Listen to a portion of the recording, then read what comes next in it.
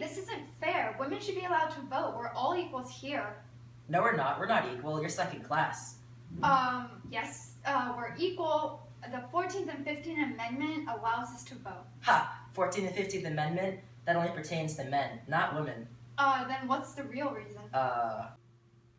Women should be allowed to vote. Let us voice our opinion. Let us vote. Let us vote. Let us vote. Whoa, look, it said here, the 19th Amendment. Women are not allowed to vote. It's been ratified. Whoa. That's so cool. Yeah, it's great. Now we can voice our opinion. Yeah. The Bible originally set the unshakable maximum that men were valued higher than their female counterparts. Corinthians 11:3 states that, "But I would have you know that the head of every man is Christ, and the head of every woman is the man, and the head of Christ is God." Since much of the classical world was Christian, males eagerly commandeered the head of the household, forcing their wives and daughters into submission. Also, the fact that women lacked formal education further enforced the belief of the patriarchy. Thus, females were unable to land jobs, forcing them to stay at home and to be a housewife. Through the 18th century, government bureaucrats, believing that women were unable to make informed decisions concerning politics, denied them their freedom to vote. Despite this, most states had extended suffrage to all white males. The roots of the women's suffrage movement began in 1848, when progressives from across the nation gathered at the Seneca Falls Convention to discuss the topic of women's suffrage, a rising issue. It was there that Elizabeth Cady Stanton would usher a document called the Declaration of Sentiments, decrying the various injustices women faced in their everyday lives. This included the inability to own property while married, the freedom of husbands to take the wives' wages, and the inability to attend college. The suffrage movement temporarily gained momentum, with small rallies and newspapers being published, but was all halted once the Civil War started, since all energy had to be contributed to the war effort. Despite this stagnation, the movement did not die. In 1866, Seneca Falls speaker Elizabeth Cady Stanton and the then-famous abolitionist Susan B. Anthony founded the American Equal Rights Organization, whose goal was to extend voting rights to everyone, regardless of race or gender. In New York, 1867, AERA workers mounted a petition campaign to include women's suffrage in the revised constitution that the Big Apple was working on. In Kansas, suffragists campaigned for a referendum that would enfranchise women and black males. However, both campaigns were met with resistance from abolitionists, who believed that suffragists were distracting mainstream politics from granting suffrage to black men, who they viewed as a higher priority.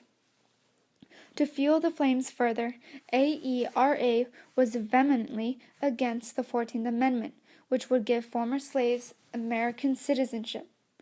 But in 1868, the 14th Amendment was ratified, upsetting many suffragists, including Susan B. Anthony. The amendment specifically defined voters and citizens as males only. Soon afterwards, Susan B. Anthony and Elizabeth Cady Stanton, the founding members, split away from the American Equal Rights Association to form the National Women's Suffrage Association, or NWSA, due to the distrust in AERA's male leaders and general disagreement with their recent policies concerning African American voting rights.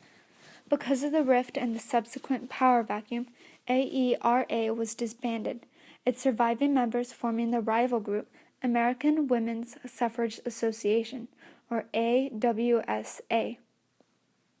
Susan B. Anthony's NWSA's tactics were seen as radical and aggressive by mainstream Americans, as they employed more confrontational techniques such as illegal voting.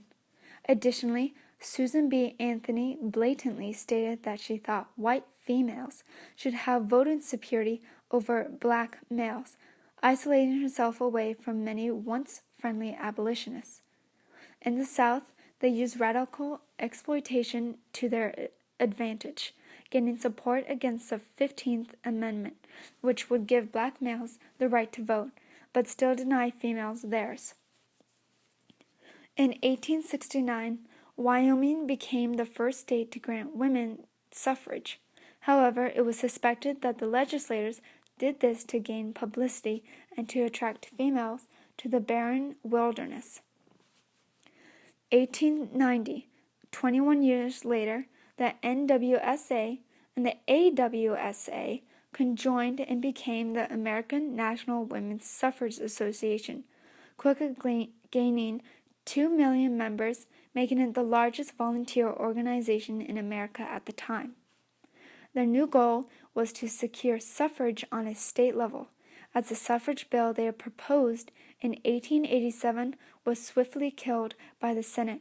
Additionally, Carrie Chapman Catt, the new leader of the organization, adopted the strategy of recruiting wealthy progressives to help fund the campaign. At the same time, the progressive era began. Women were given the opportunity to pursue more diverse interests, and suffrage became a mainstream topic of political debate. In 1893, Colorado became the second state to adopt women's suffrage. But all was not well. In 1911, wealthy Josephine Dodge created the National Association Opposed to Women's Suffrage, arguing that suffrage would decrease female participation in communities. But despite their efforts, in 1912, Oregon, Arizona, and Kansas all adopted women's suffrage. And in 1914, Nevada and Montana followed suit. And in 1917, women in the Big Apple, New York, gained the right to vote. While state adoption was good, the ANWSA really wanted was the amendment extending the right on a federal level. On the dark side of the suffrage movement lurked the National Women's Party, a radical, aggressive, militant group aiming to shame the government into adopting suffrage. Techniques included hunger strikes and picketing, which would often lead to their arrest. Their imprisonment garnered national attention, putting Woodrow Wilson under pressure.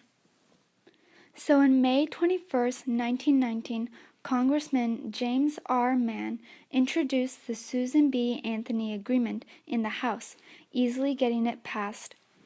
2 weeks later, the Senate passed the bill, thus starting the ratification process.